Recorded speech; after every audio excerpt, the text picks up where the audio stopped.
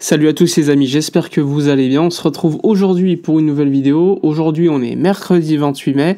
On va évoquer les dernières informations mercato, puisque ce matin il s'est déroulé pas mal de choses, que ce soit le dossier Lamine Yamal avec sa prolongation de contrat officialisée hier, mais également les propos de Joan Garcia, le gardien pisté par le Barça pour cet été, sans oublier également le dossier Rashford, puisque son agent était à Barcelone ce matin.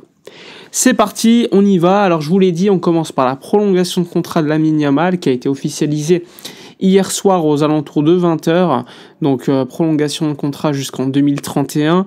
En termes salarial, le joueur va toucher entre 15 et 20 millions d'euros bruts annuels, plus des bonus liés au fait de gagner des titres collectifs et individuels comme le Ballon d'Or. Donc là, on n'a pas de détails extrêmes, mais ce qu'on sait, c'est que le salaire sera quand même des mieux payés de l'effectif, voire le mieux payé s'il y a des titres individuels pour le joueur. Donc ça, c'est quelque chose d'important, c'est noté.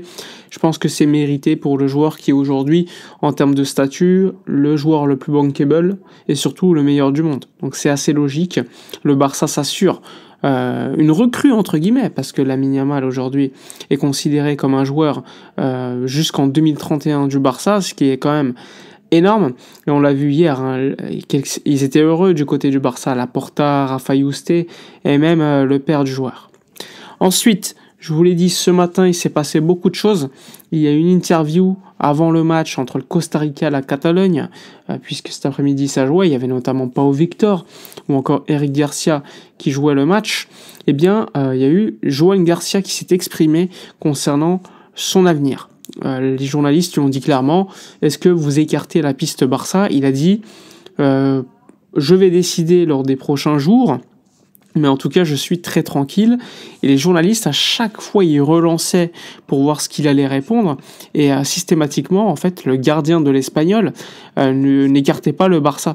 Donc c'est quelque chose d'important, parce qu'on sait que il y a quand même une rivalité assez forte entre le FC Barcelone et l'Espagnol, et surtout il a dit, honnêtement je suis très serein. Beaucoup de choses arrivent de la part de nombreux clubs. C'est pas seulement moi qui décide. Pour l'instant, je suis un joueur de l'Espagnol et je n'ai pas de date précise pour prendre une décision. Alors que les journalistes constamment lui demandaient, est-ce que vous écartez le Barça? Et il ne répondait pas.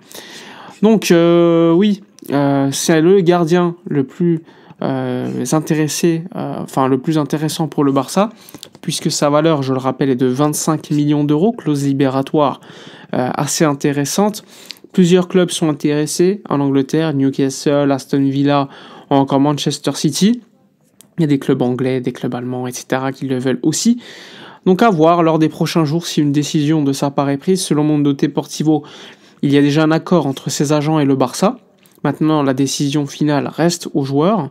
Et surtout, on pourrait avoir un nouveau gardien, puisque comme Chesney va prolonger son contrat pour une année de plus une année en bonus, ça fait qu'on aurait 4 gardiens dans l'effectif s'il arrive, avec probablement un départ d'Iñaki Peña.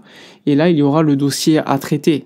Qu'est-ce qu'on va faire? Ter Stegen, est-ce qu'il va rester ou pas? Sachant que les deux gardiens, si Joan Garcia arrive, il va vouloir jouer parce qu'il y a la Coupe du Monde, et Ter Stegen aussi. Donc ça va être un vrai dossier à suivre, très important lors des prochaines heures, lors des prochains jours. Donc le dossier Joan Garcia, le dossier du gardien est capital. Ensuite, ce matin, il y a eu dans un hôtel à Barcelone un rendez-vous, une réunion même, entre l'agent de Marcus Rashford et Deco. Donc ça c'est important, on le sait, le Barça le suivait, le Barça le voulait déjà au mois de janvier, il avait attendu que le Barça puisse créer du fair play avec le départ d'Ansu Fati, ça n'avait pas été possible le mois de janvier. Et donc il était parti à Aston Villa pour 6 mois avec une option d'achat qui ne sera pas levée. D'ailleurs, Manchester United aujourd'hui demande toujours aux alentours de 45 millions d'euros. Le Barça n'est pas disposé à payer. Le Barça veut un prêt avec option d'achat. Et maintenant, il va falloir voir. Le joueur veut rejoindre le Barça.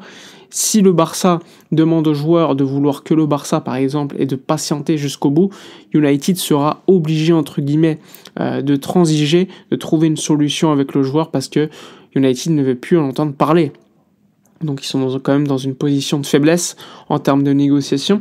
En tout cas, le Barça discute avec son entourage, le joueur veut venir, maintenant il va falloir voir à quel montant ou si ce serait un prêt avec option d'achat. Hansi Flick le veut également dans son effectif, il a donné son OK pour qu'il signe. Donc là aussi, en tout cas, le Barça continue à prospecter le marché à ce poste, ce profil d'ailier mais également numéro 9 que le Barça veut tant prendre cet été avec le dossier Luis Diaz qui est également un profil assez similaire, même s'il est différent. Il y a également d'autres noms sur cette liste. Fabrizio Romano parle de 4 noms dans la liste du Barça au poste d'ailier. Il y a également Nico Williams et probablement Rafael Leao. Donc, en tout cas, beaucoup de noms dans cette liste du Barça. Pour l'instant, aucune décision prise, mais le club commence à bouger un petit peu ses pions pour le mercato, qui, je le rappelle, n'a pas encore débuté officiellement. Il y aura le départ d'Ansu Fati vers l'AS Monaco. Et lors des prochains jours, il y a le mercato qui ouvre, parce qu'il y a la Coupe du Monde des clubs, donc ils ont créé un petit mercato pour tous les clubs européens et même mondiaux. Mais globalement, il est peu probable que le Barça se bouge maintenant, puisqu'il attend globalement la fin de l'exercice comptable. Quand on aura des détails concernant celui-ci, on pourra avoir des détails également sur la marge de fair play financier que le Barça aura dispo pour le prochain mercato, et donc c'est pour cela qu'il faut encore patienter pendant que d'autres clubs ont cette chance de pouvoir déjà bouger sur le mercato. Mais bon, ça n'empêche pas le Barça de commencer à discuter avec certains joueurs, certains agents pour s'avancer, c'est ce qu'ils font. Donc, je vous l'ai dit, Monaco, Ansu Fati dans quelques heures, quelques jours. Il y a le dossier Joan Garcia avec le dossier du gardien Ter Stegen, qu'est-ce qui va se passer, qui est capital et qui est important. Et tu as ensuite le fameux dossier de l'ailier avec un profil du numéro 9 comme Rashford, comme Luis Diaz, etc. Donc ça va être quand même un mercato intéressant, sachant que le Barça va également officialiser le départ d'Alex Valle en destination de Côme en Italie pour 6 millions d'euros. Et il y a d'autres joueurs qui devraient également partir. Je pense à Clément Lenglet. Il faudra suivre le dossier Francisco Trincao au Sporting qui a, je le rappelle, 50% des droits à partir au Barça. S'il y a départ cet été, même s'il y a quelques semaines, il a dit qu'il voulait rester. S'il y a départ, le Barça pourrait récolter également un bon montant. Il y a également Todibo qui est officiellement à West Ham cette fois-ci, donc le Barça reçoit 8 millions d'euros. En bref, le mercato va commencer à se bouger, ça va être important à suivre et également capital pour l'été prochain. Mais bon, l'effectif est quand même plutôt intéressant. On sait qu'il faut renforcer certains postes, on l'a vu tout au long de la saison. Mais globalement, avec le retour de Marc Bernal, par exemple, Casado, De Jong, etc., le milieu de terrain, c'est plutôt tranquille. Il faudra suivre également le dossier de la défense en cas de départ d'Araujo, même si lui, en conf de presse, a dit qu'il allait rester. Voilà pour toutes les informations. N'hésitez pas à donner votre avis en commentaire, à liker, commenter, partager. Moi, je vous dis à la prochaine, et d'ici là, comme d'habitude, portez-vous bien.